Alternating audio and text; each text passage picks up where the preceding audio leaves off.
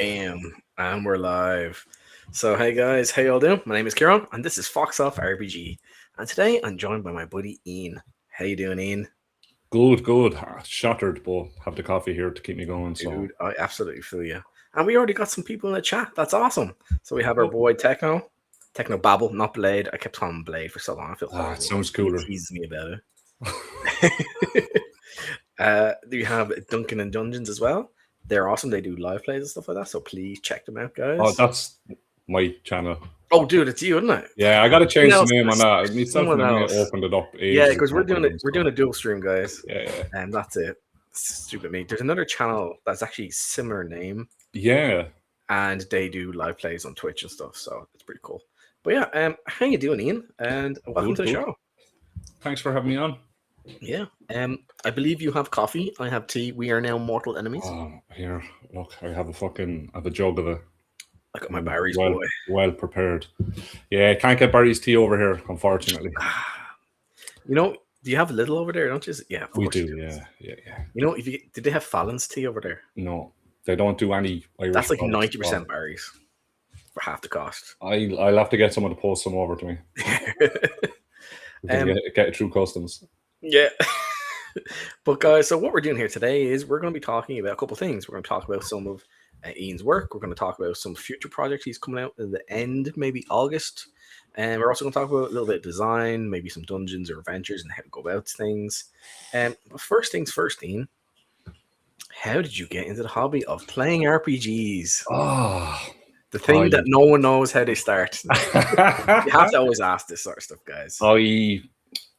I think it was just after starting secondary school, and I met a bunch of lads. Well, one lad in particular, and he was part of a Star Trek fan club that was held in one of the hotels in Kilkenny. And he was like, "Oh, we do this role-playing Dungeons and Dragons thing on the weekends. You should come have a look at it." So I think it was about 13, 14 or something, and just popped up to that, and all the tables were full. So I ended up playing actually Warhammer Fantasy.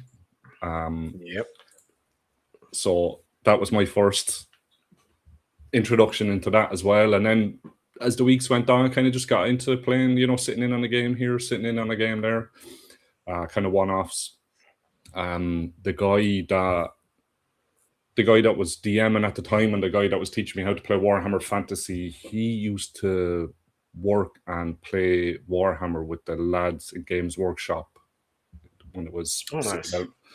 Yeah, so like they were producing all the D&D stuff or printing all the D&D stuff for England.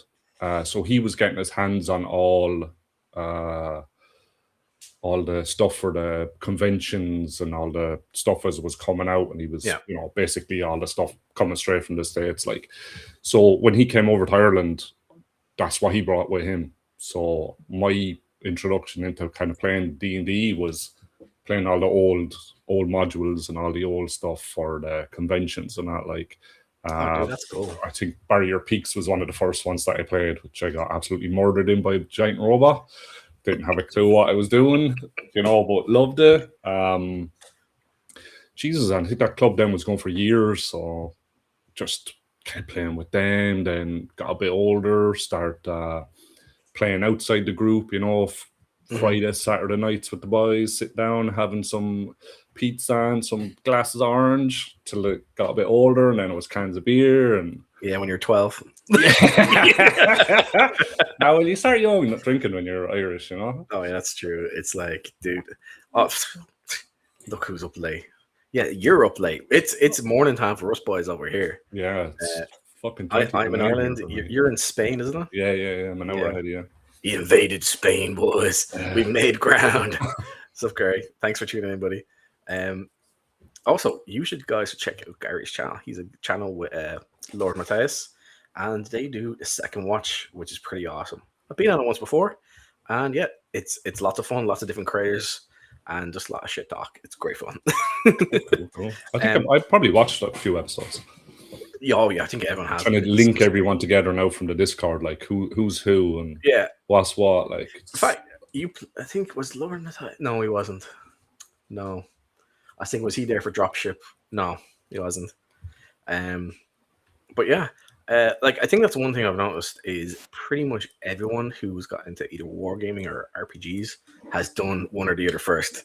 I've noticed this almost every time. Very few people have like gone into one and stayed in one. Like for me, it was wargaming, then RPGs, much later, and then back and forth between everything. You know. Yeah, and I love how you said like the robot killed you. It's like that kind of explains a few things, though. Like you do have a little bit of sci-fi stuff in your games, weird elements like that, which I love, which are brilliant, and I think people need to have more of that in their games. It doesn't mean everything has to be full of it. But I like it because they were, when you look at books and stories, they were always hand in hand, fantasy and sci-fi. It doesn't mean to be in the huge amounts. Like maybe your warrior has a laser pistol or something like that, and that might be the extent of it in the games and in the stories. But they always were treated very similarly because, in my opinion, technology is just. I say magic is just another form of technology, and that's how it's treated. Pretty much. Yeah.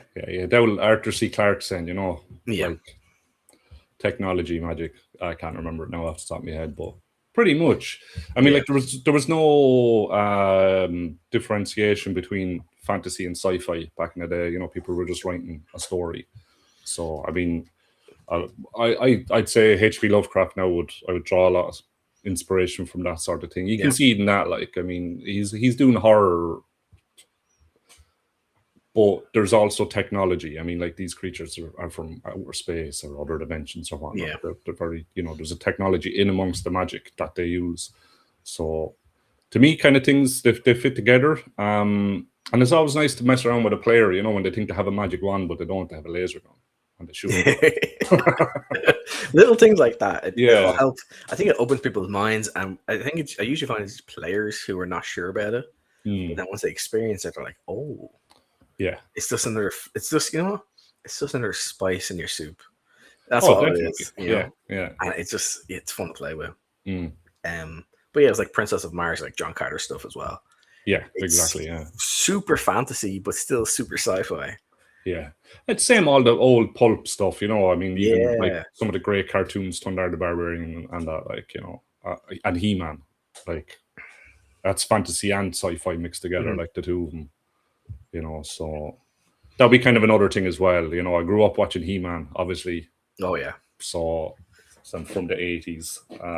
That's, I don't know. I think that just kind of after watching that cartoon and like Dungeons and Dragons. Oh, okay, all right, kind of just. Your head all you need is your robot man with metal jaws and laser guns. Yeah, big hook for hands.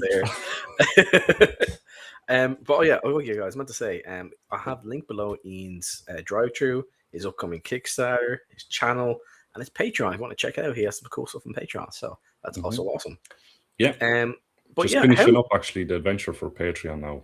I'm 2 days late with it, but it'll be up there. How did you get into creation? Because the other day we looked at some of the books on the channel here. Yeah. And this one in particular, I will be doing like a mini solo play later on in the year. So yeah, I really enjoyed. How did you get the creation side, and then decided to publish?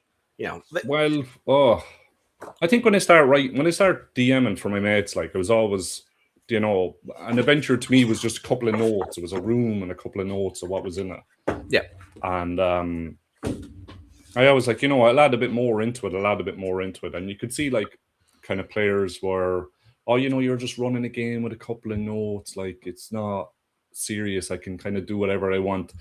So I kind of just advanced a little bit to, you know, be like, look, there's a whole adventure developed there. Okay. Because I think they were kind of looking at modules and homebrew stuff as not being the same. Like, and I always wanted to publish some stuff like years ago, you know, like, so I start like writing adventures with the intention of publishing them at some stage, not knowing it'd take me fucking 20 something years to do it. Like, but the first one, the Price of Apocrypha, that took me a year, I'd say, to publish, like, of just finding artists, learning how to do the maps, you know, trying to get an old school feel on it, rearranging the layout till it made sense, convert monsters. But I was Like going. your maps look awesome, dude. Yeah, oh man, it's To not just box rooms. the head wreck of like, oh, Like they're that's not lining up. Like they all sit on top of each other. yeah. I had to go back a million times and just like slightly adjust stuff. But yeah, I kind of the last two adventures now I've moved away from those maps, but I'm going to go back to them, especially with the Red series. I'm going to try and keep that aesthetic like in it because it's I really like that. But the business I was working for was going down the hill, so it's like, all right, now's the time. Just get that thing, get it published out there now, and just start doing what you want to do. You know, you got the bit of redundancy money in your pocket. You can go a couple of months, so just start whacking stuff out. Yeah, get a few people to do a few things for you, try and get stuff out there, and hopefully then it'll pick up. And then that's the thing, you put something out there, doesn't necessarily hit off straight away. No. Another one or two things out there, and maybe they start picking up a little traction, then the older stuff picks up some traction. You kind of, the more you do, the more you're likely to get seen, and the more likely will someone then purchase your other stuff you've already done. Yeah. It's one of those things. There's been a lot of people going, oh, I didn't know there was people doing stuff for 2E, AD&D now, not Pathfinder. And I was just like, Jesus, and people were saying, the couple of lads commenting going, that's great, like that there's someone making this stuff, and then in some cases, like, I've been doing this a year, lads, maybe I'm not good enough at advertising it or just getting it out there to people. Yeah. But a little chance as well, so yeah. No, I mean, look, AD&D 2E is my low, it's the thing I started playing for. Well, I started playing 1E, but 2E is it for me, especially after Paladin and Hell. Like, that was like, yes, there's some of those adventures that just drag you into second edition. Yeah, it's a little bit cleaner, but I still like the craziness of first edition. Like, that's the way the books are written, like, just suck you into it a bit more. So I want to keep that in the adventures as well, like, having a chat with the person who's reading it and going, hey, here's a couple of ideas. This is like, try and take a different view of how you might go about stuff, and just get that information kind of into it as well. And not being too crazy on, like, listen now, one room has 600 million things in it or something. You can see that in some adventures, like, just a bit too much. But then just having a little bit more information where it's not like some of those adventures that are just 3 bullet points in a room. Yeah, it's like there's a treasure chest, there's 12 orcs, and then there's a door at the end. Yeah, like that's you don't want to go. It's gonna sound mean, but Goodman Games, paragraphs upon paragraphs upon paragraphs. Yeah. And in between those paragraphs, there's parts you're not supposed to read, and you don't realize it until you're halfway through it. Yeah. I've done that a million times. Just keep reading. Fuck. Yeah. I've just told you everything. God damn it. Okay, guys, forget about that. I mean, you're like sweating. You're after ruining the adventure on yourself. Like the way you've done is brilliant. Like, your stats are all here as well. They're all easy. Everything's divided out easily. So I'll show you this. So you can see what's what. Everything's branched out, easy to read, easy to understand. Things are boxed. Where we go here. Yep, more stuff here, so you can sort of see what's going on. It's not.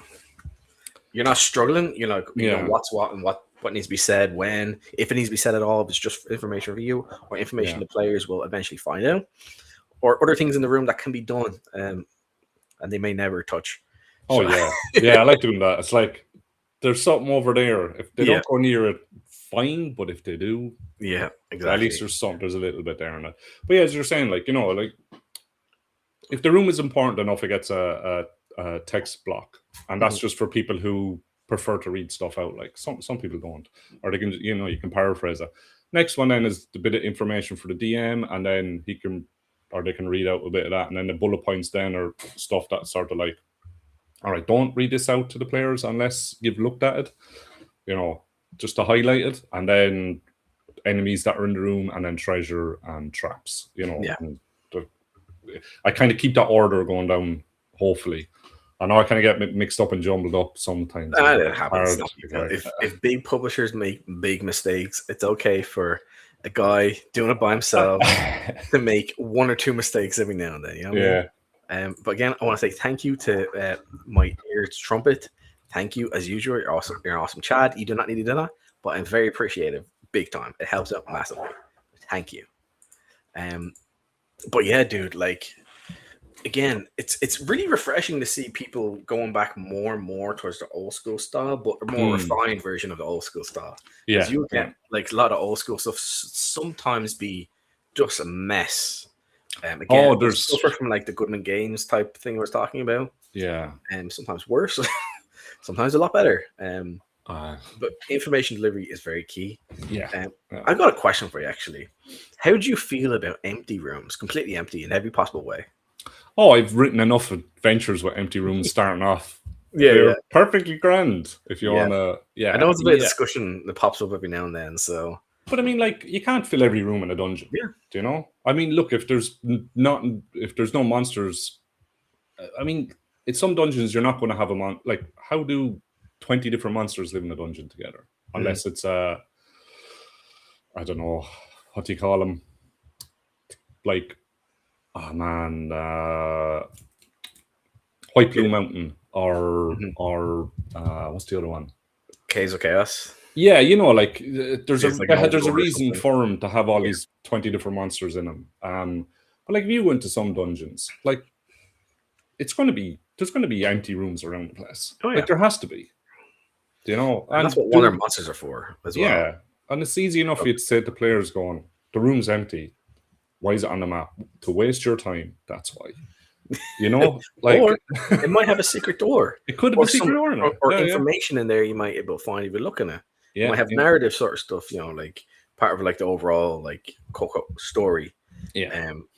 Again, when I say story, but you know, you're not trying to think of like story gaming. When you say story, some people are like, "Oh, story! Oh, I don't want to read your novel." But, well, there's always a story. Every adventure, there is an overlying arch plot and idea that's going on. That's what I mean when I say story. Yeah. So I get you 100%. Like, I think it's just like when you're Irish, everything is a story. Do you know? Ah, Jesus, lads. Like everything is a story. You can tell a story about anything. Do you want to know something funny? So I know around at any given time, 15 to 18% of my viewers watch with subtitles on. They need to. It was like when we did the dropship. I was like, "You motherfuckers sometimes had a hard time understanding what I'm saying." Yeah, Here you go. Here's Ian. And that was funny, dude. When I'm with me mates, you know yourself when you start talking normal. Yeah. Like this is me slow down a bit. Oh yeah. So like, you want to go over to the shop now in a minute? And they're what? It's like puking words to just pour out. Yeah, it's very funny. When I first met my fiance, she would say, "Come on, slow down." Yeah, she's Brazilian, so yeah, it's quite funny. But now she says some words with my accent, boy. Oh, you're rubbing off on her. Yeah, corrupting the youth and the women of the world. Yeah, no, my fiance is Brazilian as well, but she spent a few years in Waterford and Limerick, so she's got like a little bit of Waterford, a little bit of Limerick. Yeah. So see, it's the beard and the shaved heads, lads. Yeah. That's what you do. And tea. You need a little tea as well. They're the three things for life. Yeah, they like their tea. Their mate or whatever that stuff is. 100%. Yeah. So when it comes to like adventure design, dungeon design, I mean, when you're about to publish something, because you have a good number of products out there, which are all brilliant, what I've seen so far. Yeah. I have a few others on PDFs, and I get physical copies of the rest. What do you start off with? Do you start off with an idea, a theme, a dungeon room, and a hex crawl area? Because there's so many different ways, and everyone does it a little different. So how do you usually start going about it? All right, I'll show you the best example that I can think of now to top me head. Right, that's a hole and a half right there. Is this one?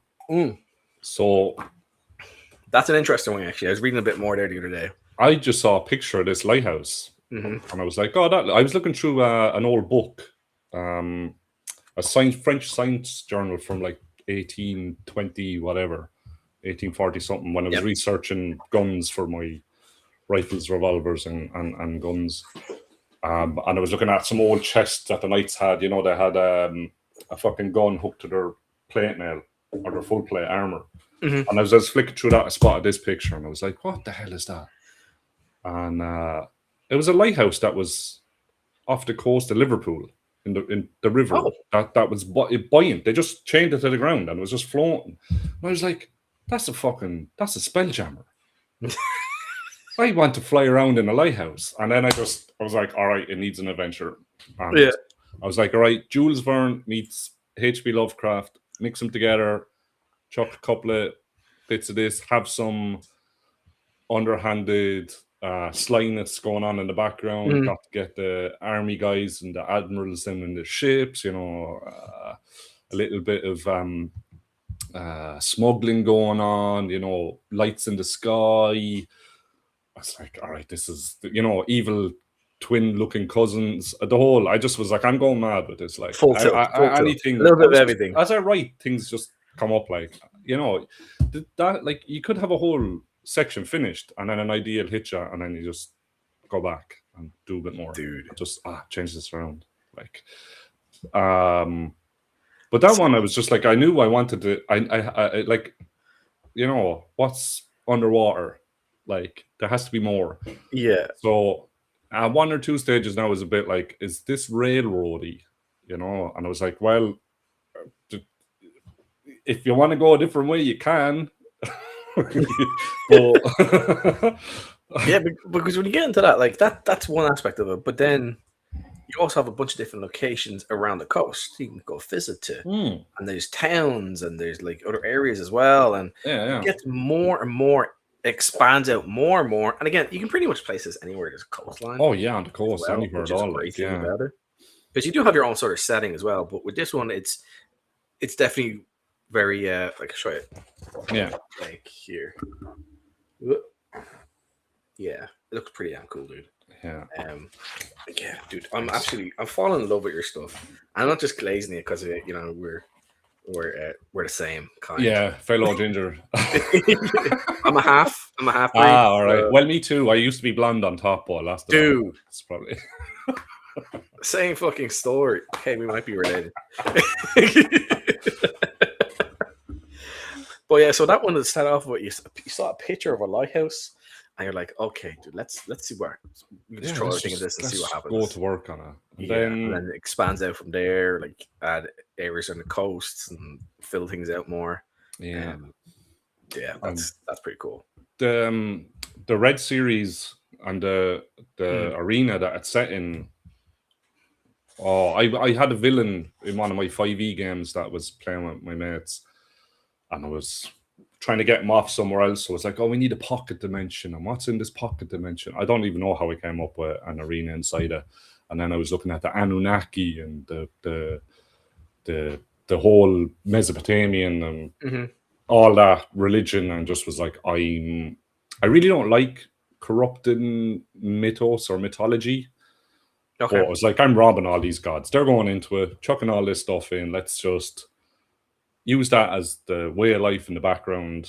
Done 2 little small books on kind of like bits on the city.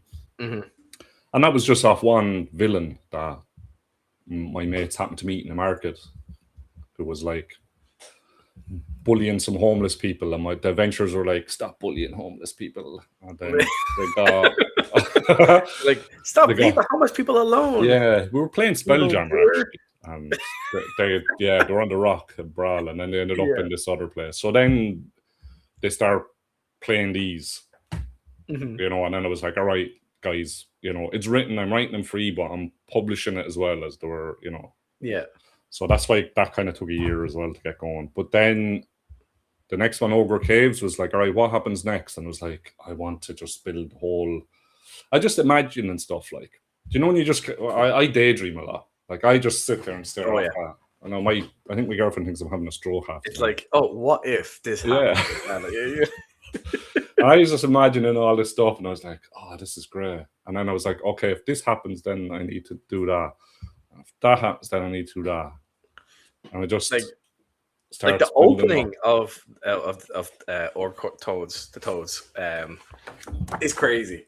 Like I've never seen that anywhere before or heard of it. Do you want to say what happens at the beginning when you? Well, it's kind of the end of the other one, so I don't.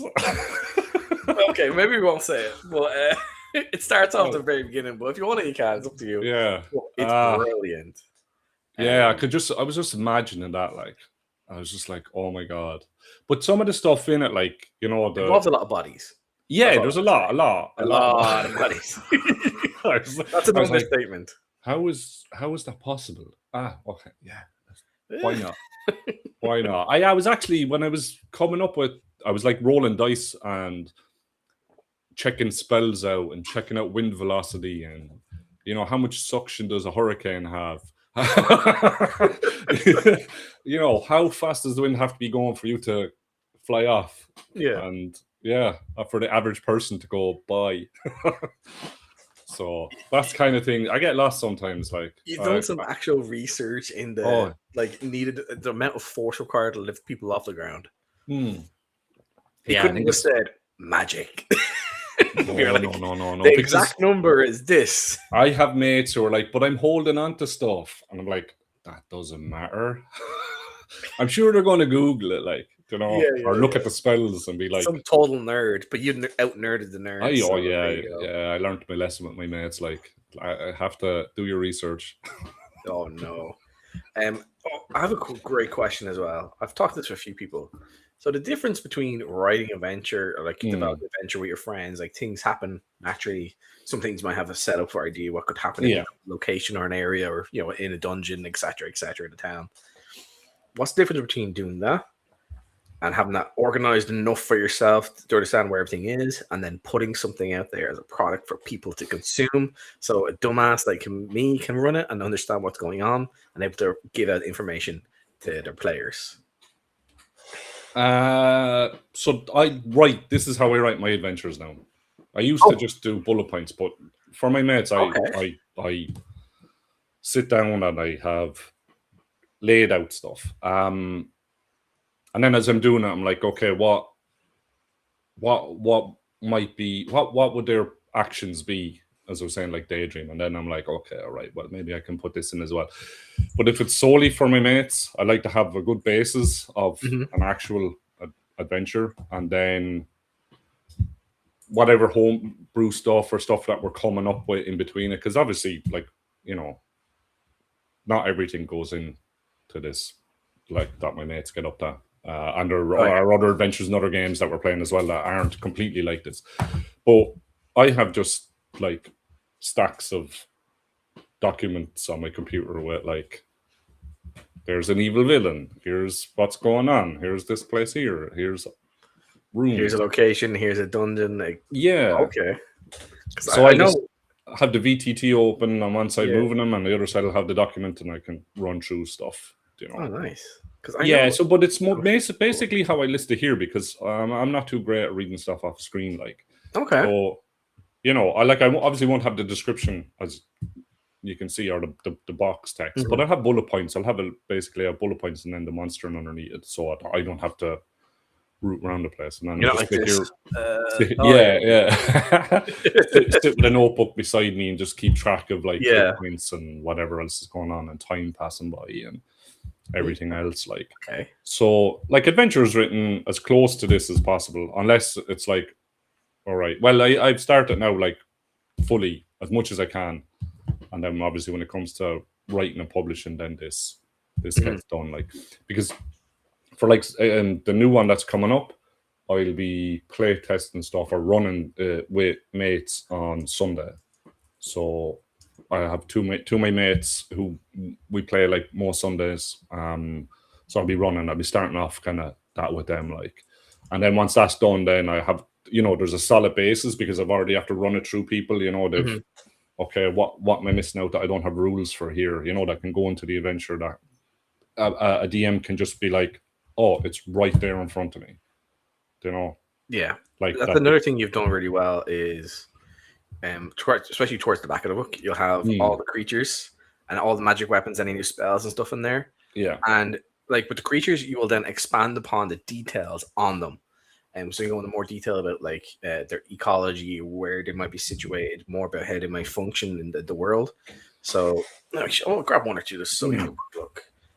But all your adventures, they were made for AD&D Second Edition, but you also have like 5e stats. Yes. And with your new one, you're going to be having Shadowdark stats as well. Yeah. So, yes.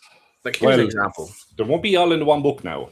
Oh yeah, that was God, what's the guy's name? I think he actually did Simon Ameta. I think the guy in a few weeks ago. I think he does art for him as well. Yeah, like it has the ecology, traits, behavior, actions they're going to take, and their actual stats on their entire stat line. Yeah, so that's pretty damn cool.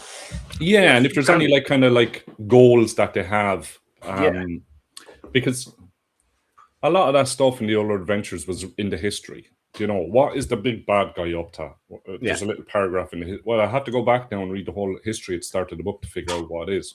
Like when they just look in the stat block and it'll say it in there, you know, this are these guys' goals.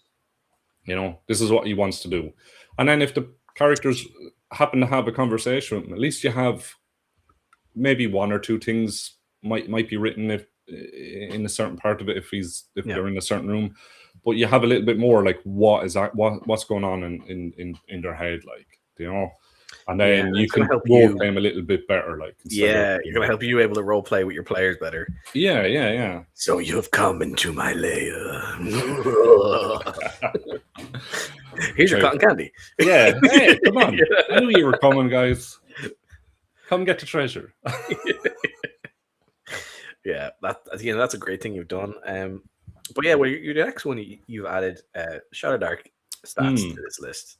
So how is this going to work with the AD, 5e, and Shadowdark stuff? So are they going to be separate books, or they're going to be separate books. Okay. So hold on now.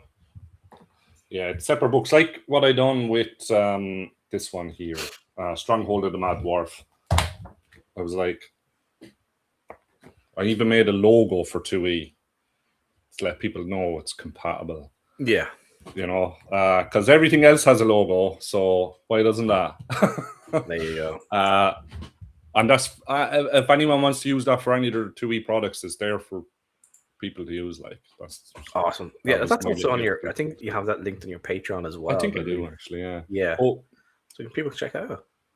I was like, if I'm doing it for Shadowdark, I can't put just too much like in one book, and then because they're all print on demand, I put in how many monsters are in the back of that. Like if I put in an extra page for each monster for each edition, it packs up the book, and then when you get that printed, that's going to cost you another couple of dollars or a couple of euros. Yeah, and I was like, I want to keep that as small as possible. It's going to be quite big. Oh yeah, it's going to be big. Yeah, it's a whole island with. Yeah, we talked about it a little bit. Yeah. So all right, so I ran this years ago, and I wanted to get it out there because I think it's brilliant. So it's basically an island with undead, but there's a reason for the undead there. Obviously, it's necromancers, but then there's other stuff behind that. Like Ogre Caves of the Toad God has 6 locations for adventuring in, but this one has about, I think it's up to 20 now. So wow, maybe a little bit more. Oh my god, yeah. But some of them are just small little points of interest. You know what I mean? Like it could be just an area, and there'll be a bit there on it. Where other things would be, okay, it's a cave. There's going to be a map. There's going to be stuff inside it. You know. So I think there's like 3-4 cave systems, 2 villages that there'll be maps for. There's a big town map. There'll be 2 maps for the town. Well, one will be a picture. One's going to be a nice big picture, and then there's going to be a top-down map. Everything located. Then there's going to be. I'm not counting the point of interests inside the town now. Like you know, they're not counted as part of the 17. Locations along the coast, locations within the town or within the island itself, like old ruins, you know, plantations, fields of stuff. So it's way more than what you said it is. Yeah, we think things grow. Like 17, 20 locations. And things then you're get like, bigger. oh yeah, well these locations don't include X, Y, and Z over here, so it's actually even bigger. So Yeah. you're underselling yourself, dude. Ah, People will say, "Oh, I have 10,000 locations, and each fucking location is a footstep." yeah, or one room in a Yeah, dungeon. yeah. Yeah, no, I don't know, because I don't like overselling stuff either, because then I feel like you know, not that I'm not going to deliver on it, but it's like if someone looks at that and they're like, hold on a second, that's not exactly what was there, then it gives that. I'd rather someone look at it and be like, oh fuck, this is more than what I thought, than be like, That oh, is actually that's fair too, actually. so and I'm not a great salesperson, to be quite honest. Yeah, I I can't sell agree. You're anything not. to anyone. You need to hammer the PR. I That's going to have to hire a PR company. I'll Pyreman Adventures. dude. You might have to. But yeah, like again, I'll just bring this up quickly just to show people so they do want to check it out. It looks pretty damn cool. Again, Escape from Zombie Island. Escape from Zombie Island is a survival horror adventure for 4 to 6 characters, level 3 to 5. Yeah. Written for Shadowdark, AD&D 2E, 5E. The other thing with AD&D 2E is you can still run it with like AD&D. It's not a big deal. Yeah, like you can run it with. That's the thing. Yeah, any OSR type game, it's gonna Any work. OSR, yeah. Everything is pretty much the same. The only kind of difference is with the Shadowdark and the 5e. Unless you're being DM in the 2, you can't. You can't convert them that easily. Like, yeah, it's a bit of a pain in the ass. It is a pain. Like, you can go through stuff and spend half an hour or an hour learning to do it, like, but so that's why it's just like I just do these perfect, I enjoy the torture. It's like, what's inside? Over 17 fully detailed locations. Well, more than 17, and it's well more more than than 20. 17. Yeah. Liar. Fully keyed maps and locations. Again, if it's anything like the keyed maps on Toad, it's going to be absolutely brilliant. The maps in here are great. Like for hex crawling and stuff like that. So it's even half as good as that. It's going to be absolutely brilliant, and it's going to be better than half the stuff out there on just the maps alone. Cool. New and reinterpreted undead creatures, which is always cool. We all love our big beasties and monsties. Yeah. Especially with zombies. New rules for running zombies, NPCs, villains, magic items, and player handouts. That is something you do with all your ventures. There's always some sort of player handout, new magic items, usually spells or stuff like that, or effects. So that's pretty damn cool. Yeah. They just grow out the adventure. And they need to go into it, like so when I'm either running the adventure with somebody or just writing it as I'm going through them, like, the bad guy needs something cool. Okay, right, this location should have something unique to it from attached to whoever was in there beforehand. Or the spells that a villain has would be developed differently. Like Ogre Caves, I think, has 2 different spells that the main guy has, like, and it's just because he's in a different location, a different land. It should be different than the. It's like sort of like the in your normal world, or how you want to put it. Yeah. How they would learn to do that thing, or just even a reinterpretation of a spell slightly. It's very similar to another spell, but it's slightly different. Yeah, that's cool. Yeah. So when it came to actually putting this one together, how did that really come about? Like, did you start off with, we're just going to an island, or maybe we have like a zombie thing going on here? So what was like the main hook, and then how that developed out into what it is? The start of it was like, oh my god, it was like, I hate my players. I want to put them on a prison ship and ship them off to a prison colony. Well, what if that prison colony is full of zombies? Well, that was 20 years ago, so it's slightly taking a different route. Yeah, it's similar, but there's gonna be. So the idea that I'm in the process of kind of fixing up now is having 2, because things kind of go like, oh, what if, if you're writing something in the history, what if you could play that part of the history? Do you know? Like, okay, when did the zombies turn up? Were they there when you land, or you got to the island, or were you there and then they happened? So there'll be two kind of starting points that, depending on how you want to run it with your characters. Like, do you want to be there for the outbreak, or do you want to be there unknown, not knowing that the whole fucking place is infested? You know, like ending up in Raccoon City. Like, were you there for the start of it, or did you just end up there and fuck, you know, things are jumping off buildings or what, or like the original Dead Island? You were there, and then all of a sudden things start going to hell, and yeah, dude, that's exactly cool. Yeah. So there's a whole, like, these necromancers are working their evil plots, pulling people on to come to the island, and then turn them on into zombies.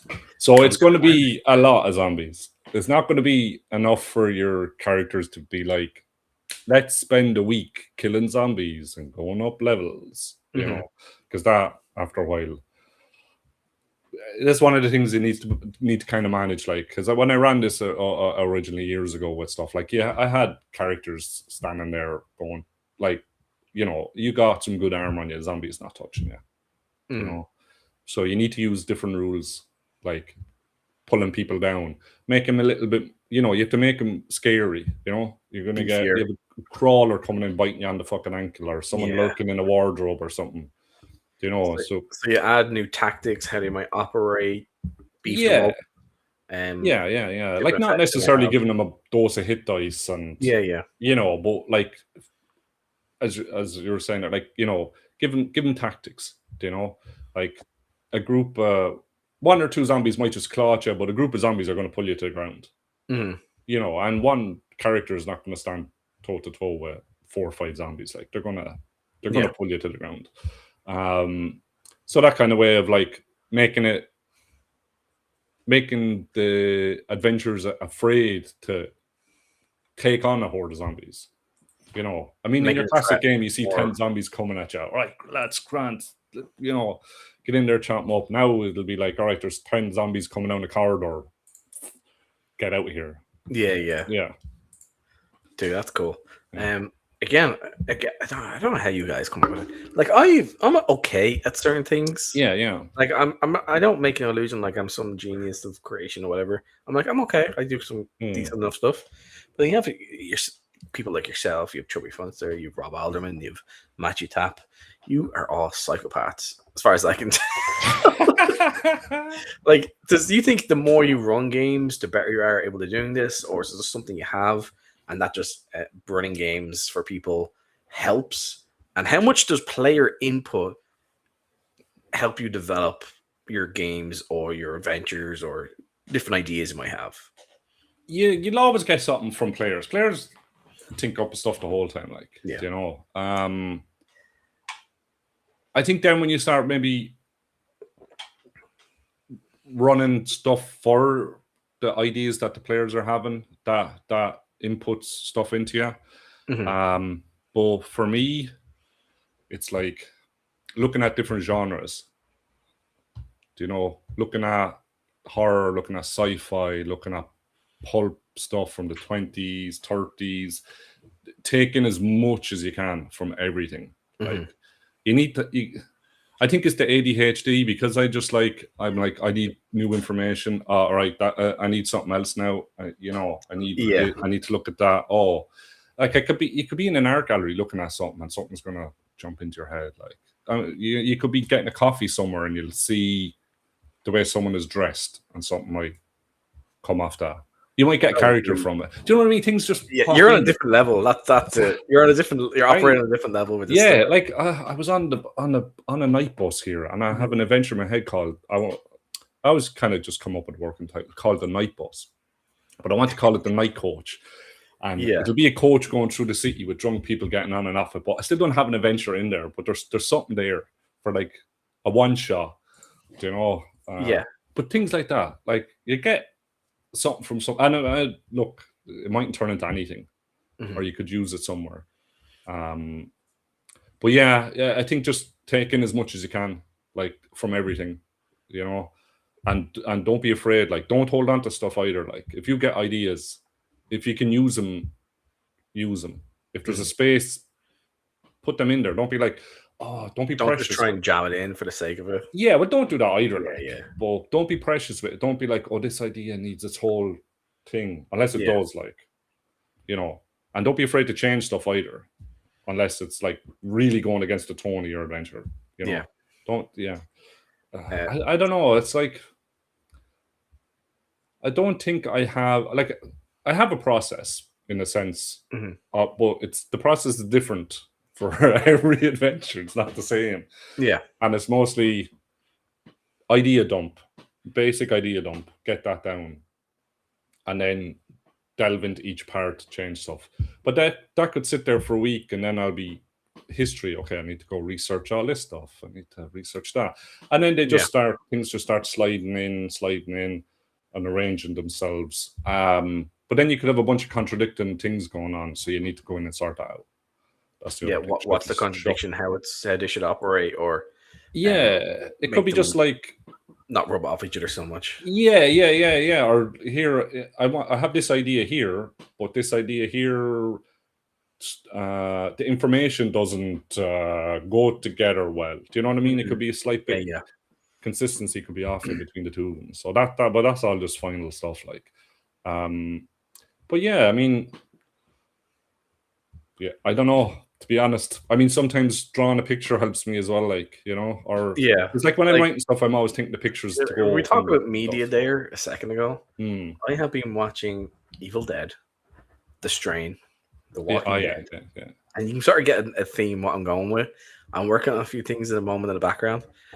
Character classes, monsters, creatures, cool. shit like that. So that's my vibe at the moment. And how to fluff them into adventures and other stuff like that. So, yeah, dude, it's like I think everyone has I think it's like a little bit of a zombie thing going on subconsciously with people. Yeah, or some sort of weird vampire. I watched Buffy again the other day. I was like, oh man. Dude. Yeah, like the show got cancelled, didn't it? The reboot. I was like, like a while back. They were gonna mess that up anyway. Let's be honest. Yeah, they were. Yeah, but like, I would have watched it for an episode or two. Yeah, this is fucking shit. What the real Buffy? Go back and watch the original one. Yeah. Yeah, but Disney Plus. They're like, oh no, I mean Disney Plus. I got it for free. Screw you guys. They've dropped their prices. They've dropped their prices. Yeah, we cancelled ours, so we just got rid of them all. It's like it's not worth it. We have Sky, so like Sky Internet stuff, and that gives us we had like sort of a basic package. We got Netflix included and stuff like that, so we canceled our Netflix, just updated it. Then we upgraded like €8 more. We got HBO Max, Disney Plus. Oh, nice. For €8 more on top of what we're paying. So it's like €44 a month or something like that. Yeah. For internet, like I think our internet up and down, our upload is like $4.40 or something like that. Can't get too much better than that. Download is like $120. Or it's the way around, whatever it fucking is. Yeah. We have all this TV shit. It's great. Watching classic stuff we haven't seen in years. It's great. Yeah. Well, that's the thing. Like when you grow up watching something, you have a nice idea. That that's feeding you. You go back and start rewatching that stuff again. You're pulling yourself into that genre that you're about to start writing stuff or doing stuff in, and that connects them with other people because people's perception. That's how it works. Like they start associating stuff with other shows and other sort of stuff, and you're all connected then within that built space. I don't know how to explain it, but I get you. Like again, I was reading Princess of Mars not too long ago. I started the second book. I got a hiccup, sorry. And then it was also simultaneously sort of like going between the two. Yeah, Galaxy's Edge. I don't know if you ever read that. Great sci-fi thing. Great sci-fi series. And again, I'm sort of using some of that stuff as well and figuring the different kind of weapons and tools, how they've been implemented in the sort of like fantasy sort of stuff. Yeah. But yeah, like all of these things can be, like you said, you can be used and drawn upon. I just think some people are much better than others, like yourself and like Chubby Fonster, Rob Alburn, Matthew Tapp, the people I've mentioned. I think you're just better at it. It's a mixture of practice, being absolute crackheads, and I know. Look, I've been writing adventures and running adventures with people since I'm 15, I'd say, when I started. Okay. You know? So, I mean, I picked up a copy of the first edition Dungeons and Dragons DMG for £1 in a car boot sale. So I was like the woman was smiling at me going, "Oh my God, you're buying this book?" And I was like, "It's £1, yeah." And since then I've been writing adventures, you know, so that, like, I don't know, I live in the background, you know what I mean? Like, it's always been there. It's always been something I've been writing stuff for, so it's just natural at this stage. Yeah, I think so. Yeah, and I think like when I was there, it was like I want to do this at some stage. Like I always wanted to, but just trying to write a setting or a bunch of adventures for publication takes a lot of time. Like, so yeah, like I started playing, I think it was like 19 or 20, 40. Yeah, and then we done Pathfinder. You know, it's basically 3rd edition anyway, 3.5. Yeah, and then didn't play for years, and jumped in OSR straight away, and wasn't too much different from how we had just happened to play at the time. Yeah. Just combat was a bit quicker. That's it. I was fine with it. Yeah. Damn, I'm holy as hell. Give me a minute. I'll fix. You're gonna get sunburned quick. Yeah. Too pale for that sort of stuff, yeah.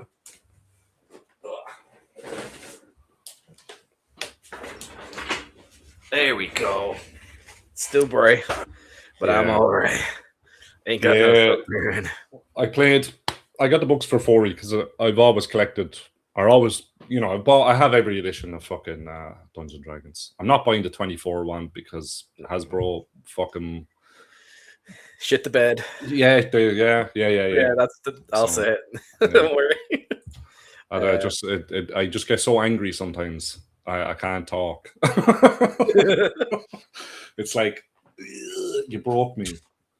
You know, that's fair. I don't know if a lot of people. Yeah. Talking to some people now who'd started and gotten into it, and they're just like, I just couldn't be arsed with them anymore. Yeah, I think it also helped push people more towards like OSR type stuff. Yeah. Well, that's adjacent sort of stuff, like Shadowdark, for example, or OSE, even Dungeon Crawl Classic, stuff like that. Yeah. Well, that's why that's kind of one of the reasons I put the 5e stuff in with the AD&D stuff. Is like, people who play 5e need to have a look at other stuff. A lot of them are just 5e. Now, starting off playing 1st and 2nd edition, I think I was playing it for 2 or 3 years before I actually played another system. And I just happened to sit down at a table. A bunch of lads were playing Vampire the Masquerade. And I was like, what's this? There was like 8 people sitting at the table. And your man was like, the DM or the storyteller was like, I don't have a character for you, but if you want to just sit in and have a listen to what's going on. And I was like, at the end of it, I was like, what the fuck is this game? This is brilliant. I can just go fucking mad. Do you know? It's no longer in the dungeon, like. And then the politics in that game, I start bringing that in to D&D. So the villains were, had political agendas, not just.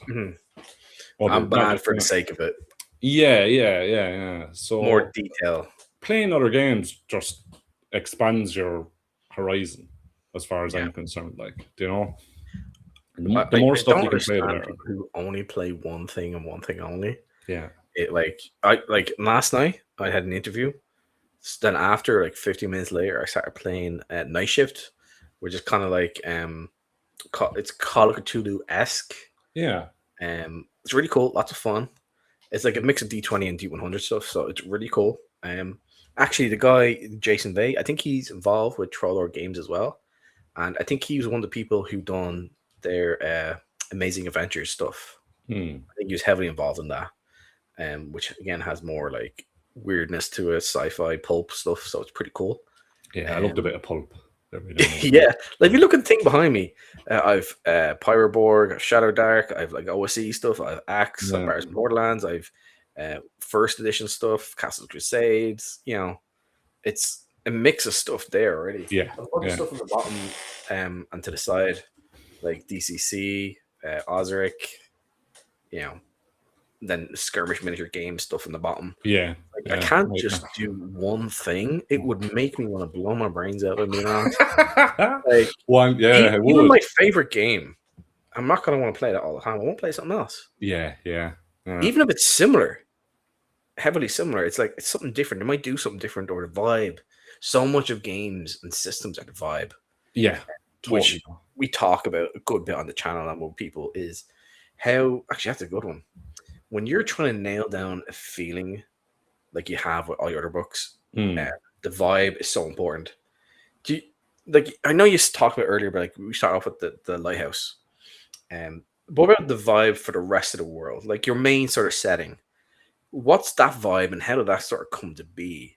Because your main setting is quite interesting and how you go about things. Like we said, we talked a bit about the first two books. Yeah. It's like a portal dimension and this town and city sort of, and it's like a giant arena. Yeah. Chaos. Well, when you start writing a bit of like, okay, here's the setting as it is now, or here's kind of like, you need to then kind of step back and look at what comes before it. And that... Forgive them. They do not know what they do. Techno's great. I love him. You have to look at the history. I know a lot of other creators say this as well. I think I heard Chubby saying it at one stage. Like, when you're researching religions and stuff to put them into your game, like it's always good to take actual world religions and put them in. But with the arena dimension sort of stuff, like it's not just a religion. There's also a bunch of laws built around the religion, like healers were priests, but they also had to sign a contract with the person they were about to heal or do their magic on or herbs. And if that person died while they were being treated, the priest had to pay the family money dependent on the individual's wealth or worth in society. So that's another thing, that helps to build a setting. Same then with all their kind of beliefs with demons, monsters, sicknesses, like if you read some of the stories, the gods are actually people living in the mountains or living on the fields, and getting that into it helps. But then I was like, okay, so what are these lads doing? Like what they're in their dimension, they're gods, they're using the arena to like look into other dimensions, to sit in their little pockets doing their own experiments on stuff, like, fucking about with things, because they're all powerful known beings. They get bored, they kidnap people from other dimensions, they find new technologies, they develop them themselves. Like, I was sort of like, they're not just gods. Like, if you look at the grand cosmic scheme of stuff, like, Cthulhu is a great outer one, and the King in Yellow. You're like, what are they? They're cosmic entities, but they're advanced aliens as well. Like, there's like, what do you they have their own for a million years as well outside of being preyed to. Yeah. They have their own. That's like a fun side thing for them, but they also want to participate. And to us, we're probably like, or their players' equivalent would be like ants in like a glass tube, and they're watching us move stuff around. They're like, let me put my finger in here. Yeah. Watch like the old Greek gods stirring the pot, like. Yeah. We just blow some wind at the sail and watch where this adventure ends up. Like, let's see what happens to him. Yeah. But I like that. I mean, God, like in a fantasy setting, you should have, like, I mean, my fantasy settings anyway, I like the gods to be involved a little bit, and so that the players can kind of feel that as well. Like, there's something important I was thinking of and I can't. But yeah, this is another thing. If gods aren't worshipped anymore, they die. That's so it's important to them to keep people worshiping them, keep things going. Yeah, so that's another thing that it runs in the politics. And then if you look at how society develops, gods replace gods from regions when people start to move in, or they subsume their role in society. So that you can see that then that's how, you know, gods might be fighting each other, or, you know, fighting for worship, or my name is X here, and now I'm going to move into that, and I'm be called X here. That was one of the other things that I want to do, is like the gods in the arena are not just gods here in the dimensional space, but outside in other realms as well. But they're just known by different things, like. So it's a place where you can, like, oh, I'm in this setting. You know, if you can connect them, then you're like, oh, it's the same fucking person. But that's just the stuff just going on in my head that kind of gets a bit out of control sometimes. It's like, we have Luke. Is it Luna Chris? Sup? How are you doing? How are you doing today, Ian? I'm doing good. I'm doing good. Yeah, temperature's getting a bit hotter now. It's kind of like slowly cooking. I think we're both doing pretty good. Yeah, it's getting hot down here at the moment again. It's like the summer's supposed to be over. It's like, not today. But yeah, I think that's great. It's another way of doing things, which I think that used to be done a little more, maybe a little less so now, where the gods are always just a thing there everywhere. They're in their own dimensional planes, even though they're not interacting at all with your plane, or very rarely. But somehow they all exist. But like you said, you have it so they are competing all the time. And maybe they move to a different area, but it's the same god with a different name. You get the same thing with like demons. Oh yeah, demons have their true name and their name that they give. Yeah. So you have power over the key of Solomon, all that. Conjuring sort of stuff. It's kind of like yeah. I like, that's the other thing. I like the cult as well. I like all the old high magic, the old German high magic and that sort of stuff. Using some of I got a great encyclopedia or dictionary on it, and there was a mountain of stuff in there that I kind of every now and again just kind of dip in and just put into a game. Oh, nice. Just pull out some hidden language flavor and beef. Just you like our beef. Yeah. I love introducing a demon every now and again, and just I love demons. Like my players are like, if they're do you need some help, or you know, they're always afraid of getting pulled into a contract of some degree. And also thinking that they're traumatized them clearly. Probably maybe in older days, but I'd like chucking them in. But now I started giving them alternative motives, like you know, they're not just there to get the players, like they're up to their own thing, you know, and the players just happen to sometimes encounter them, you know. Not necessarily, you know, attacking the players or looking to get them, but they're up to their own stuff, and if there people run into them, they run into them. They might have their own alternative goals, and maybe it might line up. There's some shenanigans going on there with a demon, but it's funny enough because I have a cart ready to be get stuff from drive-through, and I'm pretty sure you give out the codes for the dwarfs. Yeah, it should have went out last week. Yeah, because they came through second print now. We have a question. Well, Luna is asking, can they ask a question? Technically, you just did, but you may ask a second question. You only get 3 questions now. We're like genies. But yeah, feel free to ask your question, and when we see it, I'll bring it up, and then we can talk about it. Yeah. So in the meantime, is there anything you have worked on the last while that you think is absolutely just top notch, that isn't your upcoming and very cool sounding Escape from Zombie Island? Is there anything particularly proud of? Maybe it might be a section in the book. It could be like a room and a dungeon creature or something that you just think is just absolute badassery. Ooh. You have a lot of stuff, so it's a lot. Okay, one that comes to mind. I love Jesus Christ. Both the whole family dynamics. Like I was amazed when I was like, because that adventure began life from this box set up here. You can't see it. Hold on, I'll just grab something. No, where is it?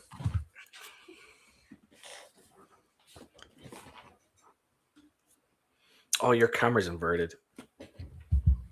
Like that. I wrote this Your camera's adventure. inverted, so everything's backwards first. Ah, right. So, men's Branza. There we go. There we go. That's it. Yeah. What the hell is that? I have not heard of this. This is the Bible for Drow. Oh, yeah. In my eyes. Is that a 2E book or 1E? Oh, 2E. 2E. Yeah. The blue gives it away, doesn't it? Yeah. So this is fucking. This is a whole city and how the Drow politics work and all the house families and that. So I borrowed this off a friend years ago to write the city that's in this. Borrowed. Well, I used the political structure. I came up with my own house symbol and everything. No, I mean like you borrowed it from a friend, as in you still have it. Oh no! This is. I bought that a couple of years ago. I walked into a bookstore and I saw him, and I was like, "He's backtracking. He's changed the story, lads. We got him on a crime. Arrest him." Hopefully, my mate's not watching. No. I wouldn't do that to him. Not with Menza Branza. That's it's like that's like gold. And this just started out as like one evil Drow villain. Okay, when I wrote it ages ago, and then when I was rewriting it, because my mate was like, "You need to fucking publish this." I wrote it and I ran it with mates, and then a mate of mine borrowed it to run, and he gave it back to me a couple of months before I started writing this. And he was like, "You need to write that. Like, it needs to be fucking published." And then, as I was looking through it, to go back to your question earlier about how do I feel about empty rooms. There was a lot of fucking empty rooms. A lot. I was like, how did I? Because it was it was like a desolate house, Drow complex. Like everyone was dead inside it. That's why there was stuff in the rooms. There was just not much to encounter. Yeah. So I started to fill it up. I was like, I need to put where's the rest of the family? And that built the dynamics and the, as you'd call them, factions inside a dungeon. But the main character in that, I'm very proud of. Like, that's kind of like, I love the Lich. Like he's tormented. He has mammy issues. He's average Drow. Average Drow. Yeah. So many issues. Just some of the bits, like there's a nice trying to get into his actual study room, his lair is pretty dangerous. Yeah. And just even bumping into him, like he's not necessarily going to kill you, even though he's a Drow Lich. Like he might be in a good mood. He might have a conversation. But yeah, I think it's the dynamics in the family, because there's the brothers risen, or ghouls and whatever going around doing their duties in the house, like, so there's still that remnants of like the family lost in his head, like sort of thing, like. Yeah, we talked about earlier, like we said with the empty rooms. An empty room isn't necessarily empty, but in terms of content, there might not be much there. Yeah, but it also makes the players then investigate. Yeah, which then starts the ticking happen, which then brings along random encounters, which then adds to the drama. And there might be, there could be secret rooms, there could be, something hidden somewhere. It might be a key, treasure buried. You might find a copper piece. If you were to, but like, where's that copper piece from? Like, is it dated? Is there symbols on it? Is there a bit of history in there? Do you know? Maybe that copper piece is now worth 4 copper pieces. Yeah. Or to a collector, it's worth a platinum piece. So that'd be part of a clue to a lost civilization. I mean, you can use magic to ask these pieces of questions. So we had Luna there earlier saying, can they ask a question? They're like, I'm a commission-based digital artist, great custom illustration, portrait, VTuber, models, anime, etc. Would you like to see my portfolio? Go away. I get too many of these all the time. There you go. Are you reading chat? Yeah, we were also having a conversation, a discussion. Yeah. Like I get super chats and I don't just stop halfway through the conversation. We're on a certain topic. Or if I get memberships, I'll always thank people and I try to read every message as I can. And we'll come to different questions as there's an opportunity for it. I'm not going to stop halfway through a conversation and be like, oh, by the way, even when someone like adding a membership or super chat, You know, there's a time and place. Kills the role, the vibe and the tone, vibe. The way things are going. Yeah. You must look for a gap to then insert things in. That sounded a bit dodgy. Don't go around sticking stuff in places that shouldn't be. Again, like I'm going to be killing getting more of your stuff. Like I said before, I think I've only two things I need to get. I have PDFs of almost everything. I think I have to get one of the adventures we talked about earlier. Yeah, I get a physical copy of the laser guns and other gun stuff. Oh man, cool. That's fucking. That's the other thing I was just going to say to you when you were asking what was a book. The amount of research I done on that, I was fucking. If you want, you can talk about it for a few minutes. Just say like what you did. I don't know. There's very kind of this taboo in the role playing industry of Dungeons and Dragons, where if you put a fucking gun in your game, you're a heretic. I don't care about it. You need to add awesomeness to your game. Yeah. You know what's awesome? A big ass gun, a laser pistol, something that make things go boom and vaporize into nothingness. It's a cool. musket or a wall mounted gun that weighs 40 kg. Like wow. There's some to dig out the information on them and then research each gun individually. Was crazy, like crazy. I was contacting. There's one great crowd now. They're mentioned in the book itself. It's an auctioneer in the States, and they had like old 6-shooter rifles that the chambers on top. It looks almost like some sort of fucking steam weird. Yeah, and the bullets were not. So I had to get pictures off them. So I got onto them, and they were like, "Here, take." Whatever, tell us what you want. We'll send it on to you. Just give us a mention in it. They didn't ask for anything, like. And then pulling all the free images and getting everything ready. But then just doing the research, like, what's the distance this thing can be fired at? What's the rate of fire? How can I get all that into a game? Compare that then against all the work that's already done with guns in it, so it feels consistent to it. Yeah. And then realizing that the weapons are much more dangerous than what you think. Like, a lot more dangerous. Like, how far you can actually shoot somebody. Like how many shots can you get of a 6-shooter in a minute in AD&D terms? Like, that I really love doing that. Like, what's it like going around with 2 guns? Like, or pulling muskets off, I don't know if you ever shot any guns on attack before. Oh, I have. I've shot guns. I've grown up around guns my whole life. Oh, lovely. I shot my first deer when I was like 11. Cool. I've never gone out. I've gone out hunting pigeons, but that's yeah. But competition shooting, a lot of 45mm handguns, 50mm. 45s, 9mm, and a couple of guns that probably shouldn't have been shooting. Hey, for everyone who's now, you can only get 22 pistols here now. Yeah. They changed the law here now a couple of years back, like a few years ago. Oh, absolute bullshit. So you can't, like, oh no. Well, I was shooting with guys who were members of clubs and all that sort of stuff. Yeah. So it was all above. Get off my property, boy. Yeah, and if you want to go shoot some really cool guns, go to Prague. Like, if you're there on the weekend, you can go to some of the places there. Like, that's where I shot my first 45mm revolver, like big dirty Harry revolver. I shot one a couple of times, but someone I know had it. This was before the ban came in place, and it was funny because everyone got grandfathered in, because you can't just say now you have it as illegal, because it will cause absolute headaches for everybody, especially the guards, our police force, as we call them. But they then try to say it wasn't, and they try to get it off this person, and they're like, "That ain't the law. You're trying to rob." Sneaky fucking.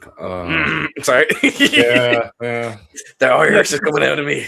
It's mad. Like, you can have a gun, but only on permission of the commissioner or the head guard in the area. Like it's Well, that's actually not the law. They try to say that's how it is, but it's not. all right. I've never actually read it now. I You just can going have from what people. as long as you don't have a criminal history within, I think it's like last 5 or 7 years, something like that. Oh, You have okay. proper storage, Yeah. and you have land to use it on, and Yeah. or are a member of a gun club. Of a gun club, yeah. And then once you have once you've got your license once, you cannot be refused it again unless one of those conditions, mainly the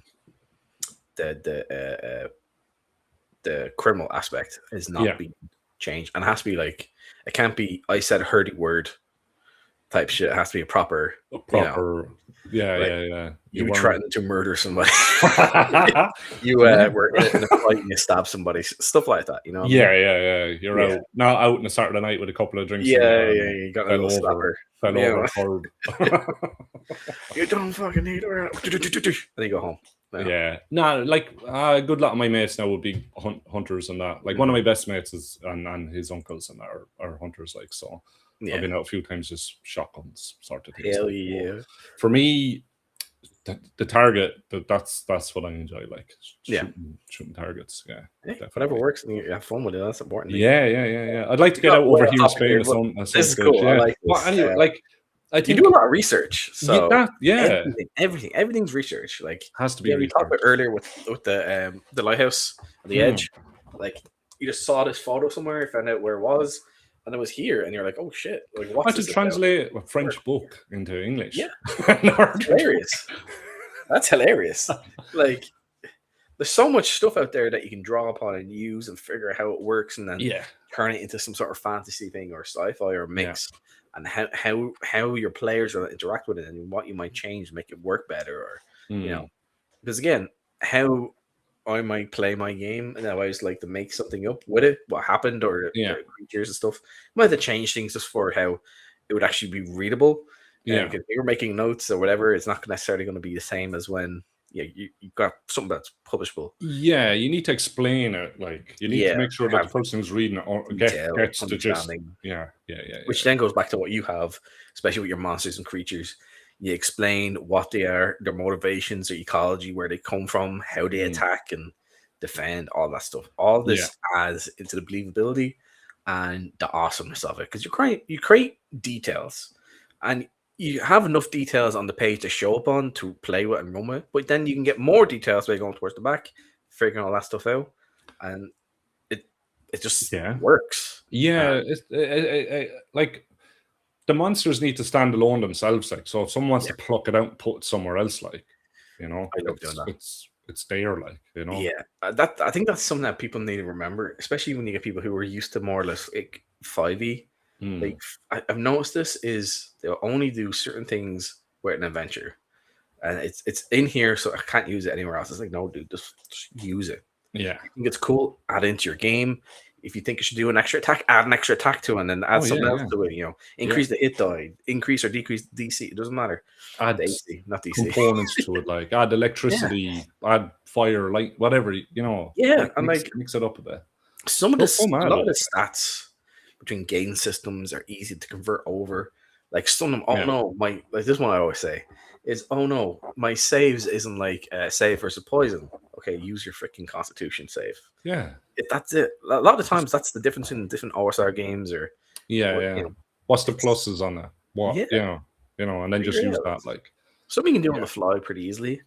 Again, converting stuff to 5e or from 5e to something else is a little tougher, a little trickier, is a bit more. Yeah. But you do it and it works. So yeah, I think it's great. Because you're giving like 5e players an opportunity to explore and find out what like a proper OSR type adventure is. Yeah. Which is great. And I might convert them over. Well, that's the thing, like, I played a bit of that, now I have something in my hand. I wouldn't mind trying it and running it with the lads, Exactly. Like, you can pick up, like, you can go pick up the fucking old 2nd edition Black Dungeon. Like, you can pick that up for 20, 30 quid, like, second hand, like, or just download the fucking PDF or whatever. Like, Some of that stuff can be found in drive-through as well. Yeah. It's handy. It's great. Yeah, It's usually a decent enough price. So yeah. um, It's not 50, 60 quid like the fucking new yeah, books. you can still, like you said, especially 2E stuff. It seems to be going for better price-wise on second-hand market. Yeah, Um, just don't buy a box set like yeah. the brands are. Make sure if you're going to buy a box, make sure everything is in it. It's not just a Yeah, box. that's going to That's cost the you a one couple thing hundred about like euros. Yeah, eBay is, oh, here's the box set. Well, I didn't say what was in it exactly. yeah. So You're missing make sure all the maps. the 'Cause I stuck them up technicalities. on my wall.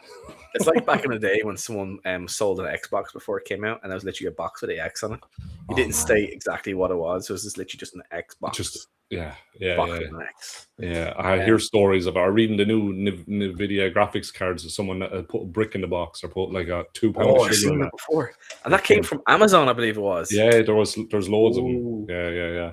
You're like, well, Murder yeah, paper. That. it won't be happy. Won't be happy if I ordered a fucking DMG now and I got a bag of flour in there.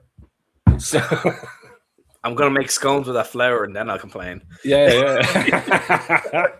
Half-used bag of flour.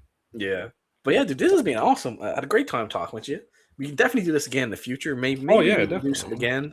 We have a few creators on. We do a little talk and figure stuff out. That'd be awesome. Cool.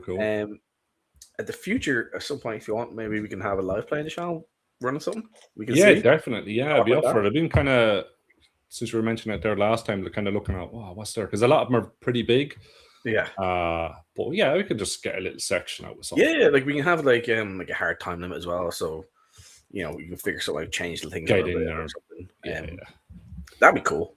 We can do something anyway. You're always welcome. I think we've become pretty good buddies the last little while. Oh yeah, definitely. I don't know. I said this before to see people. Usually with me is it takes me a little time to warm up to people and get to know people a little bit because I'm not gonna lie, I'll be fucked around a lot. So But then we get to know people and like, okay, cool, you're awesome, you're sound. Let's go chat. But do shit. And yeah, you are. Yeah, thanks. I try my best. Although I wouldn't say I'm the most sociable person. No, dude. We're online. We're socially online. There you go. Yeah. But yeah, again, I have in the description your YouTube channel. People should go check it out. Cool. You do some awesome stuff on there, by the way. We need to talk about some of that stuff next time. Yeah, definitely. You're basically kit bashing systems together and how people can make. Oh yeah. They have a whole series of that, which is awesome. I need to get onto that actually. Patreon linked. Have your Escape from Zombie Island Kickstarter that's coming out in the next few weeks up there as well. So people should also sign up for that. If you haven't, please do. It's going to be awesome. And like, again, your products, they're fairly well priced. There are lots of content in them. You're not going to be like playing it for 2-3 sessions and be like done. You're going to be playing it for a while. It's a lot in there. Very well detailed. Everything's explained. They look awesome. But yeah, is there anything else you'd like to say before we finish up here? Just on the kit bashing thing, the Gamma Hammer. Yeah. I think I'm going to call it Gamma Hammer for the crack. Okay. I should have a video on that. I don't know. I was meant to come out last week. Everything is done. I just haven't, yourself. Did last little. Yeah. Well, get everything in the prep file up on it. I got a little bit of art commissioned just for ideas, so I'll probably be putting that up as well. But once I can get all that together, I think it might come out as a game. Oh, dude, really? Yeah, I think so. Dude. I think just for the crack, like just yeah, so there's an area to play in. That's okay. So when I get some maps together, I'll because you had that series and you're basically kit bashing everything together. Yeah, figuring out how things should work. It's absolutely brilliant. Again, please go watch that, guys. It's awesome. But yeah, again, thank you for coming on in. You're welcome. Your company is called Gravity Realms, so people should definitely go checking it out. Again, drive-through link all is there. Kickstarter, Patreon, YouTube. Check it out, guys. Thank you for watching and tuning in. It's been awesome. We had a good number of people coming in and out, so that's cool. Some awesome chatters. Yeah, that's